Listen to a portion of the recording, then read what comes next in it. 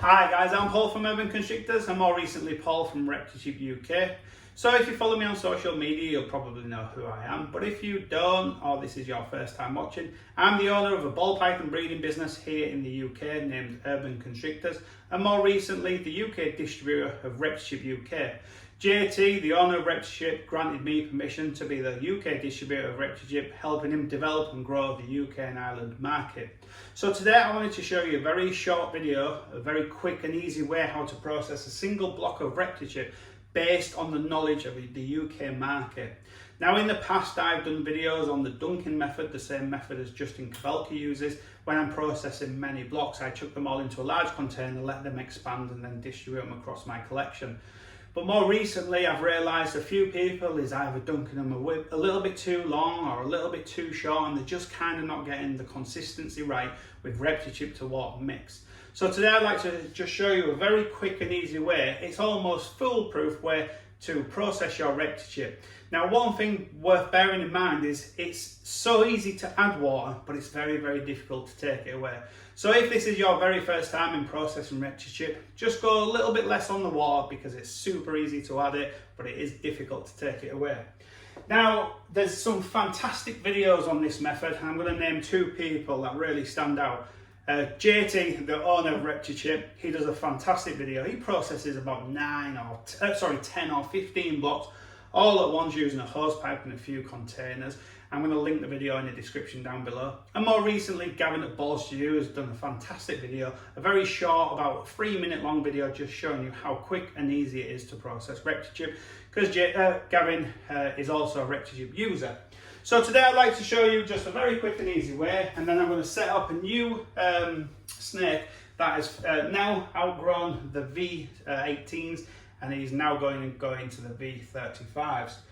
So first of all, just remove the handle from the packaging. So keep in as much of the packaging as you can, so cut quite close to the handle, and then remove the ReptiChip insert. Now, I've typically said use tepid water. Now tepid can be a few different temperatures. So what I've started to do is I've started to keep my water in the incubator. My incubator runs at 88.5 Fahrenheit and it's about the perfect temperature. So I'm typically now processing my ReptiChip with water at 88.5. So I'll just grab that now.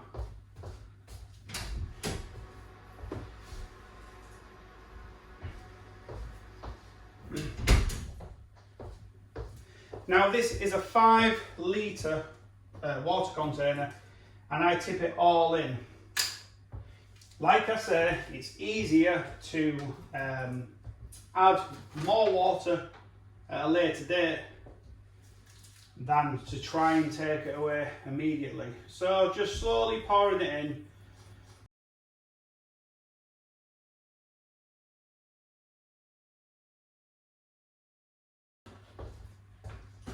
So it's now, while that reacts with the water, I'm just going to give it some time. I'm just going to set up my pastel fire spot nose clown in a V35.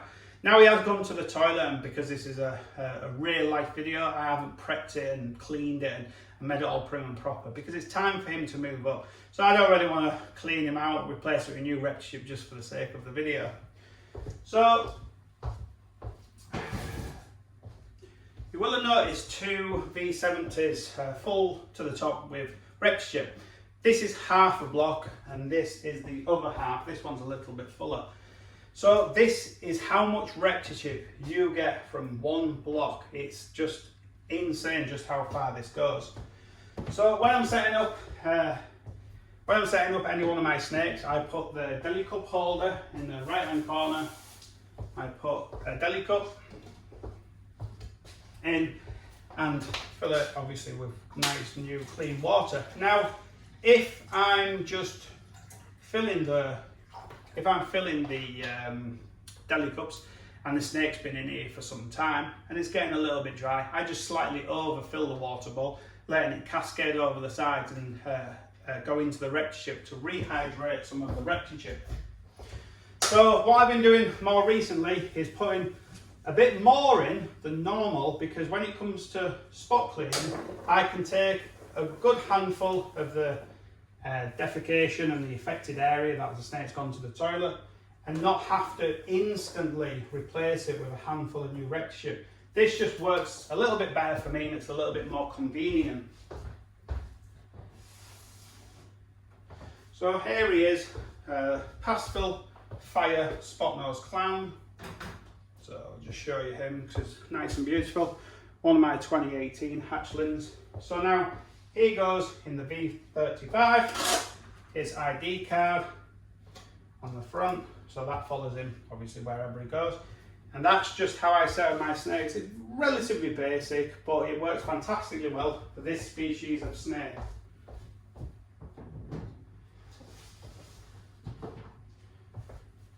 Now I'm just gonna get rid of this.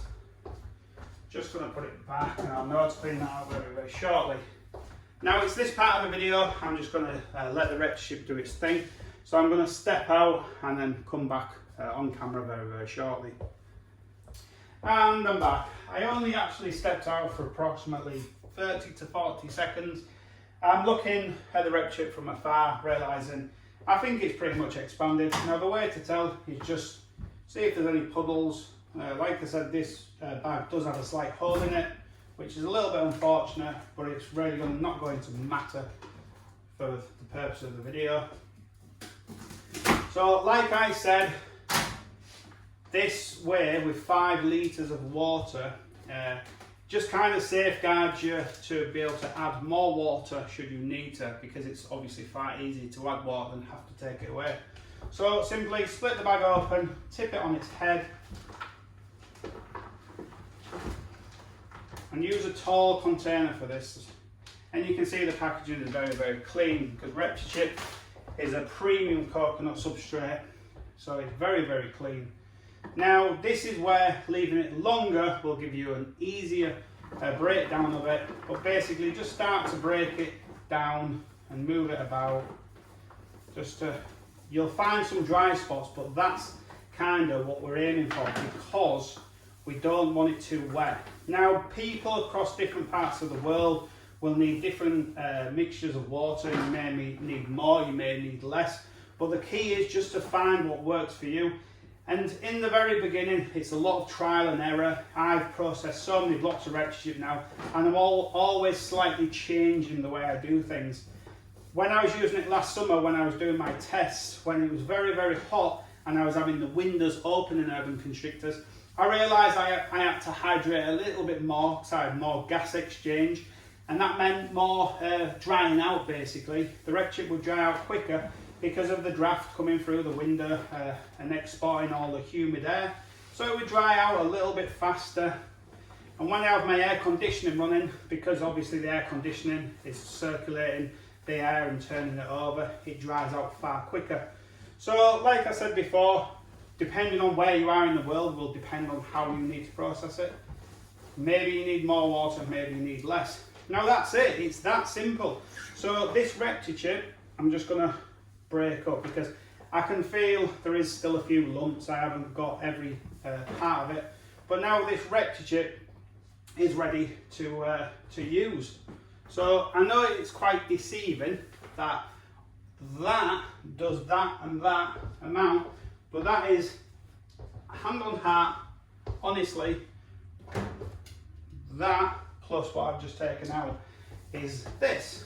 It's incredible just how far ReptiChip goes, and as you can see, it's very, very clean and very, very good quality. So I'm just going to bring the camera in a little bit closer so you can have a better look. So here's one of the containers I took the ReptiChip from. As you can see, it's very, very clean product. It's super, super clean, hardly any dust whatsoever. Here's another one. You can see it's just really big chunky chips of ReptiChip with the husk mixed in to give you a nice consistency.